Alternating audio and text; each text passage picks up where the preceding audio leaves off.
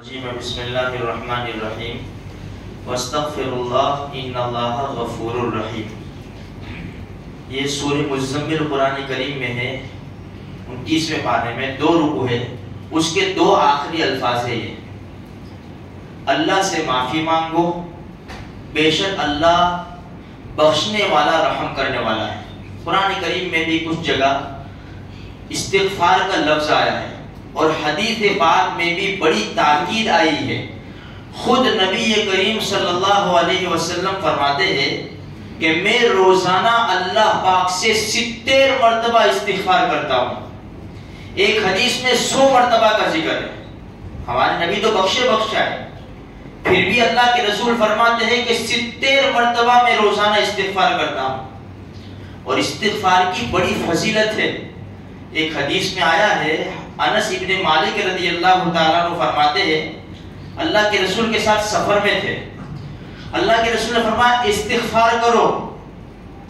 صحابہ فرماتے ہم نے استغفار کیا کہ پورے 70 مرتبہ استغفار کرو، استغفر اللہ الذی لا الہ الا هو الحی القیوم واتوب الیہ۔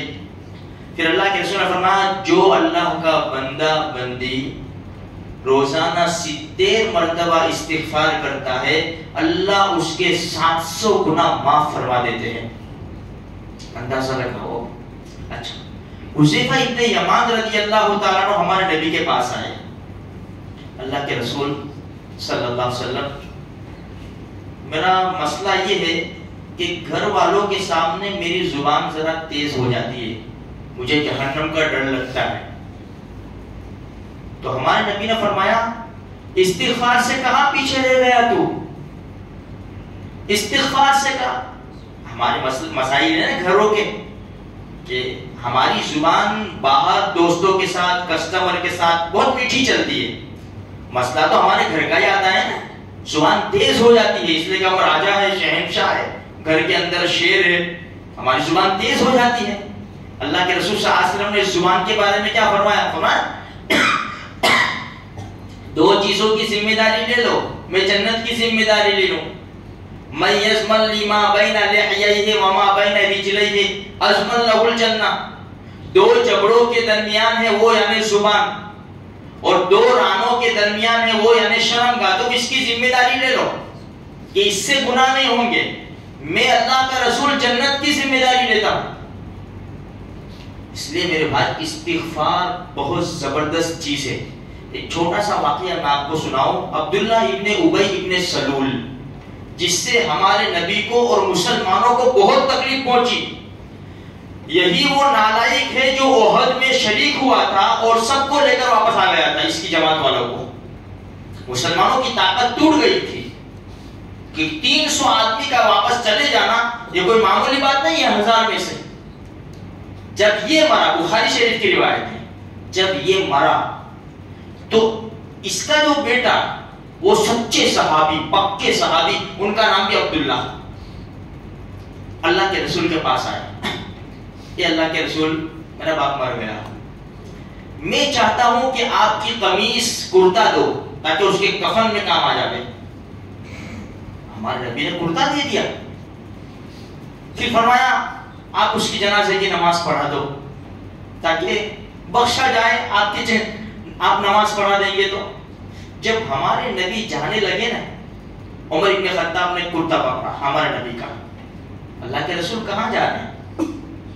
اس نے تو آپ کے بارے میں اور اسلام مسلمانوں کے بارے میں کیا کیا کہا ہے، اور آپ اس کی جنازے کی نماز پڑھائیں گے؟ تو ہمارے نبی نے فرمایا مسکرائے پہلے، عمر چھوڑ، اللہ نے مجھے اختیار دیا ہے کہ استغفر لہم او لا تستغفر لہم، آپ ان کے لیے استغفار کریں یا نہ کریں، ان تستغفر لہم 70 مرتن، اگر 70 مرتبہ بھی استغفار کریں گے اللہ ان کو نہیں بخشے گا، 70 مرتبہ اس سے زیادہ کرنے سے اللہ اس کی بخشش کر دیتا ہو تو کیا جاتا ہے۔ بخاری شریف کی روایت ہے اللہ کے رسول نے نماز پڑھا دی، عبداللہ ابن ابی کی نماز پڑھائی، پھر فوراً قرآن اترا وَلَا تُصَلِّ عَلَىٰ أَحَدٍ مِّنْهُمْ مَاتَ أَبَدًا وَلَا تَقُمْ عَلَىٰ قَبْرِهِ۔ نبی جی اب ان میں سے کسی کے جنازے کے پاس کھڑے مت رہنا، اور ان کی قبر کے پاس بھی مت کھڑے رہنا. اس لیے مسئلہ آیا نا بھائی غیر مسلم کا انتقال ہو جائے ان کے جنازے کے پیچھے جانا, ان کے جو شمشان یا جو بھی کچھ ہو وہاں تک پہنچنا, یہ بڑے مسائل ہے. بعض مرتبہ بہت کلوز ہوتے ہیں ہم لوگ کہ مجھ سب جانا پڑے, ایسا ہی ہے. بھائی سب سے پہلی شکل دے کے مت جاؤ, اس لیے کہ عذاب کے فرشتے ساتھ میں ہوتے ہیں. اگر بہت ہی اہم مسئلہ ہے یعنی جانا ضروری ہے ہی تو بہت پیچھے چلو, بہت پیچھے, اور وہاں تک تو جانے کی بالکل اجازت نہیں ہے. بہت پیچھے چل کے دور کھڑے ہو جاؤ بس. پہلے تو یہ تو نہ چھوٹ کے, بہت مجبوری کے درجے میں, ورنہ غیروں کے جنازے میں ہمیں شرکت کی اجازت نہیں.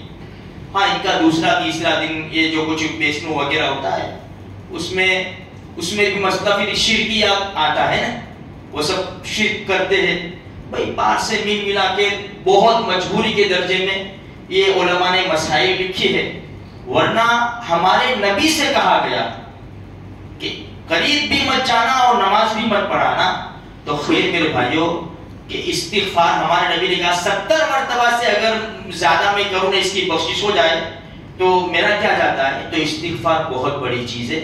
چلتے پھرتے استغفار ہم کرا کریں, اور خصوصاً عصر کی نماز کے بعد 3 مرتبہ اور فجر کی نماز کے بعد 3 مرتبہ استغفر اللہ الذی لا الہ الا هو الحی القیوم واتوب الیہ. اور ویسے بھی حدیث میں آتا ہے کہ 3 مرتبہ اگر کسی نے استغفار کیا نا اللہ اس کے گناہ معاف کر لے گا. تو بہت بڑی چیز ہے. چلتے پھرتے استغفر اللہ یہ بھی پڑھتے رہیں گے انشاءاللہ بہت بڑا فائدہ ہوگا. اللہ مجھے آپ کو سارے مسلمانوں کو توفیق بخشے.